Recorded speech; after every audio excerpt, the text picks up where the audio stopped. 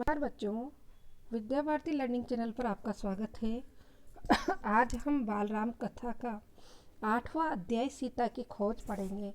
इससे पहले हमने अध्याय 7 में पढ़ा था कि किस तरह से मारीच नामक राक्षस रावण के सहयोग से सोने का हिरण बन गया और राम को भ्रमित करता हुआ जंगल में चला गया। सीता उससे मग्न होकर राम को उसे प्राप्त करने के लिए पकड़कर लाने के लिए सीता ने उनसे कहा। जब राम उसके पीछे गए थे तो वह मनुष्य का रूप धारण कर जोर जोर से राम की आवाज बदलकर राम की आवाज में हाय सीता रक्षा करो पुकारने लगा। उससे आगे हम पढ़ेंगे। राम के मन में कई प्रकार के प्रश्न थे, आकांक्षाएं थी। मारीच की माया उन्होंने देख ली थी। वह छल से उन्हें कुटिया से दूर ले आया था। अब क्या होगा, यही सोचते हुए कुटिया की ओर भागे चले जा रहे थे। वापसी में एक पल भी विलंब नहीं करना चाहते थे। लक्ष्मण को वे कुटी पर छोड़ आए थे सीता की रखवाली के लिए। अच्छा हो कि लक्ष्मण वहीं हो, मारीच की मायावी आवाज उन तक न पहुंची हो। राम ने सोचा, सीता अकेली रही तो राक्षस उन्हें मार डालेंगे, खा जाएंगे। तभी उन्होंने पगडंडी से लक्ष्मण को आते हुए देखा। वही वह जिसका राम को डर था। अनिष्ट की आशंका और बढ़ गई। पता नहीं सीता किस हाल में होगी। राक्षसों ने उन्हें मार डाला होगा, उठा ले गए होंगे। अकेली सीता दुष्ट राक्षसों के सामने क्या कर पाई होगी। कुटी छोड़कर आने पर वो लक्ष्मण से क्रुद्ध थे। उन्होंने क्रोध पर नियंत्रण रखा। लक्ष्मण का बायां हाथ जोर से पकड़ लिया। डर ने दोनों भाइयों को घेर लिया था। देवी सीता ने मुझे विवश कर दिया भ्राते यानी भैया। उनके कटु वचन में सहन नहीं कर सका। कटाक्ष और उल्हाना उन्हें नहीं सुन सका। मैं जानता था कि आप सकुशल होंगे। आपकी सुरक्षा को लेकर मन में कोई संदेह नहीं था। तब भी मुझे कुटिया छोड़कर आना पड़ा। लक्ष्मण ने कहा, यह तुमने अच्छा नहीं किया। तुम्हें मेरी आज्ञा का उल्लंघन नहीं करना चाहिए था। अब जल्दी चलो, मेरा मन चिंतित है। चिंता न जाने सीता न जाने किस हाल में होगी, कैसी होगी। मायावी राक्षसों का कोई ठिकाना नहीं। राम ने चलने की गति और बढ़ा दी। कुटिया अभी कुछ दूर थी पर दिखाई पड़ने लगी थी। राम ने वहीं से पुकारा, सीते कहाँ, तुम कहाँ हो। जैसे ही कि उन्हें पता चल गया हो कि सीता आश्रम में नहीं है। कुटिया मौन रही। वहां से कोई उत्तर नहीं मिला। राम की बेचैनी बढ़ गई। उनकी एक आवाज पर कहीं से भी उपस्थित हो जाने वाली सीता वहां नहीं थी। अनुपस्थिति बोलती कैसे। राम की आवाज पेड़ों से टकराकर हवा में विलीन हो गई यानी गायब हो गई। कुटिया के शून्य में समा गई यानी कुटिया की शांति में समा गई। राम पुकारते रहे, उत्तर उन्हें हर बार सन्नाटा ही मिला। चुप्पी हर ओर थी। हर दिन हवा में झूलने वाली पत्ते शांत थे। लताएं गुमसुम पड़ी हुई थी। चिड़ियों की चहक लुप्त थी यानी गायब हो गई थी। कुटिया के निकट घूमने वाले पशु पक्षी चुप खड़े थे। सब स्तब्ध यानी आश्चर्यचकित और शोक युक्त थे। राम भागते हुए आश्रम पहुंचे। कुटिया में जाकर देखा। सीते सीते पुकारते हुए उन्होंने आसपास की हर जगह देखी। पेड़ों झाड़ियों के पीछे गए। उन स्थानों की ओर भागे जहाँ सीता जा सकती थी। सीता का कहीं पता न था। शोक से व्याकुल राम रोने लगे। सीता से बिछुड़ना उनके लिए असहनीय आघात था जो सहन करने योग्य नहीं था। वे सुध-बुध भुला बैठे थे। विरह में वे गोदावरी के पास गए। उससे पूछा, गोदावरी यानी गोदावरी नदी के पास गए और उनसे पूछा, तुमने सीता को कहीं देखा है। नदी ने कोई उत्तर नहीं दिया। वे पंचवटी के एक एक वृक्ष के पास गए। सबसे पूछा, कोई सीता का पता बताते। हाथी के पास गए। शेर से पूछा। फूलों के पास रुके। चट्टानों पत्थरों से प्रश्न किया। शोक संतप्त यानी दुख में डूबे हुए राम भूल गए कि चट्टानें नहीं बोलती, पेड़ पौधे बात नहीं करते। उनकी भाषा मौन है। उनके उत्तर भी मौन ही हैं। राम की मानसिक स्थिति विक्षिप्त जैसी थी। विक्षिप्त यानी पागलों जैसी।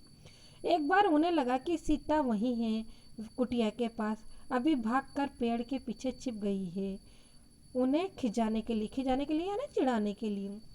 मेरे पास परिहास मेरे साथ परिहास मत करो सीते। राम उस पेड़ की ओर दौड़ पड़े। वहाँ कोई नहीं था। वह निराश होकर पेड़ के नीचे बैठ गए। परिहास मत करो यानी मेरे साथ कोई मजाक मत करो। राम का दुख लक्ष्मण से नहीं देखा जा रहा था।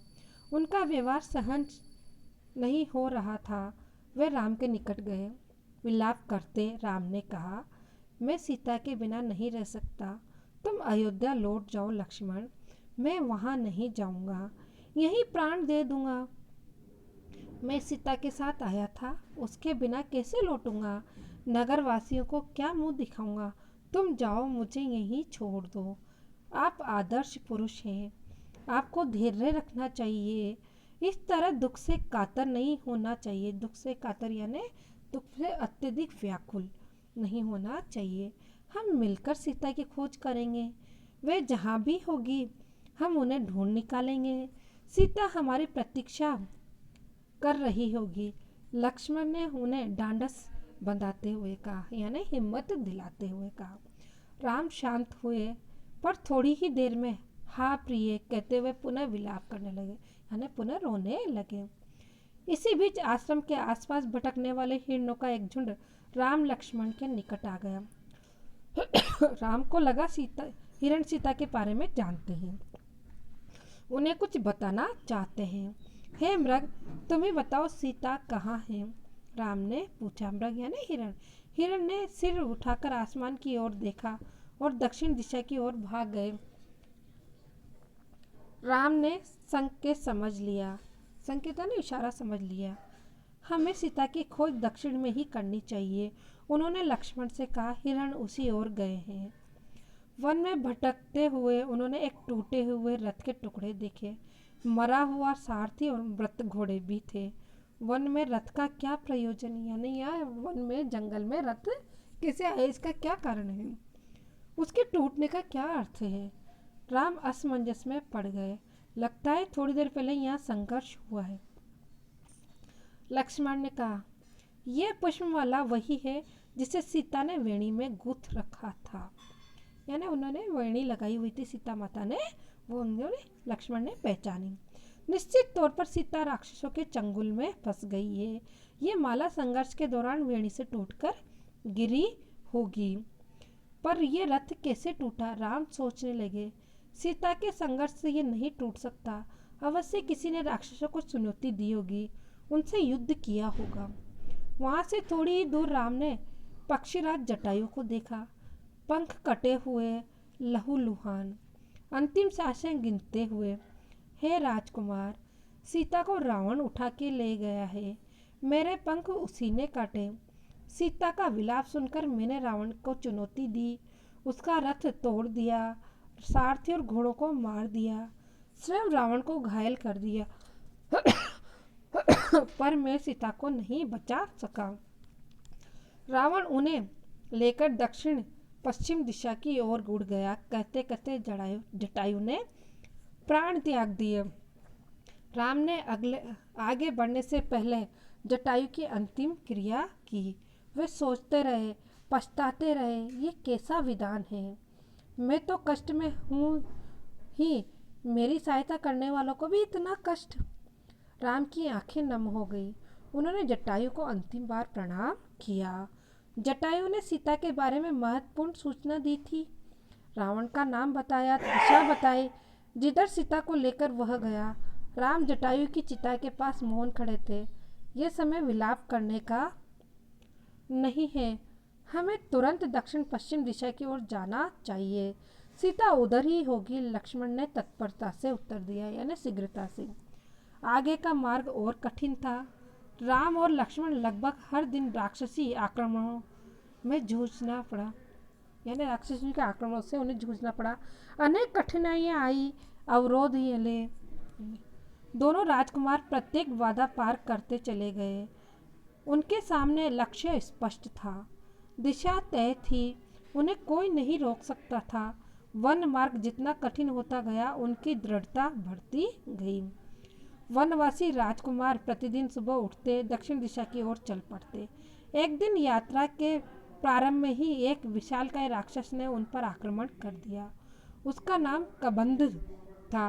कबंध देखने में बहुत डरावना था। मोटे मांसपिंड जैसा गर्दन नहीं थी, एक आंख थी, दांत बाहर निकले हुए, जीभ सांप की तरह लंबी और लपलपाती हुई। राम लक्ष्मण को देखते ही कबंध प्रसन्न हो गया।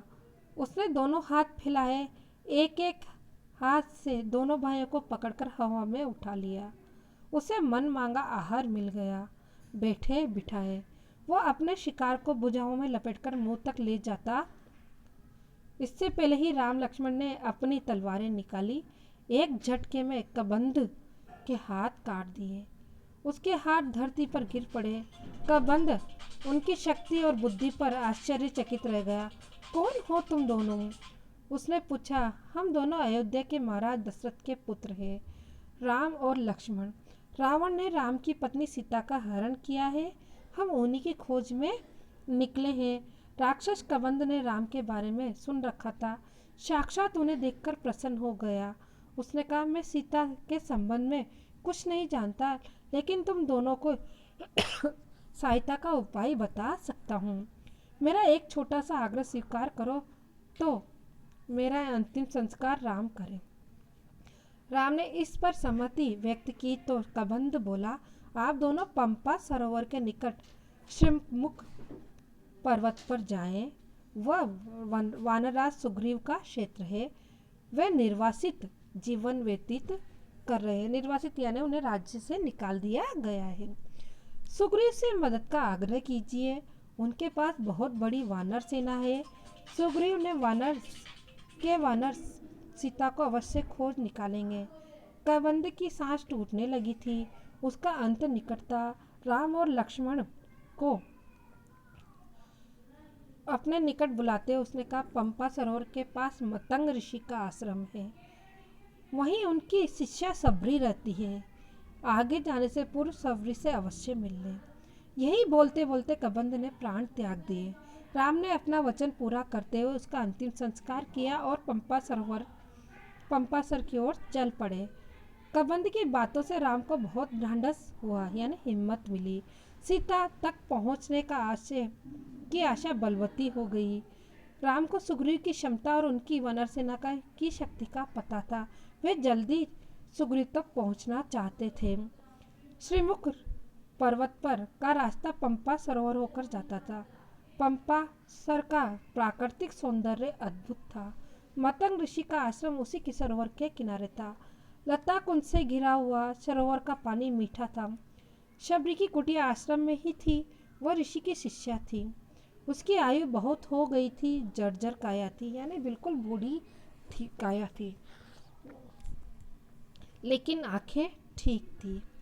हर पल राम की प्रतीक्षा में खुली हुई। ऋषि ने उसे बताया कि एक दिन राम आश्रम में अवश्य आएंगे और उससे मिलेंगे। राम को आश्रम में देखकर सबरी बहुत प्रसन्न हुई। उनकी आवभगत की, सेवा की, खाने को मीठे फल दिए, रहने की जगह दी। उसकी आंखें तृप्त हो गई थी, यानी शांति, उसको एक अनोखा सुख प्राप्त हुआ था। राम ने उससे सीता के संबंध में पूछा। आप सुग्रीव से मित्रता करिए, सीता की खोज में वह अवश्य सहायक होगा। उसके पास विलक्षण बुद्धिशक्ति वाले बंदर हैं। सबरी ने राम को आश्वस्त किया। अगले दिन राम श्रीमुख पर्वत चले। उनकी व्याकुलता अब घट गई, मन की शांति लौट आई थी। इस तरह से राम को पता चला कि सीता का अपहरण रावण ने किया है और वो उसकी खोज में पंपासर सरोवर में सुग्रीव से मिलने के लिए जाने लगे। धन्यवाद।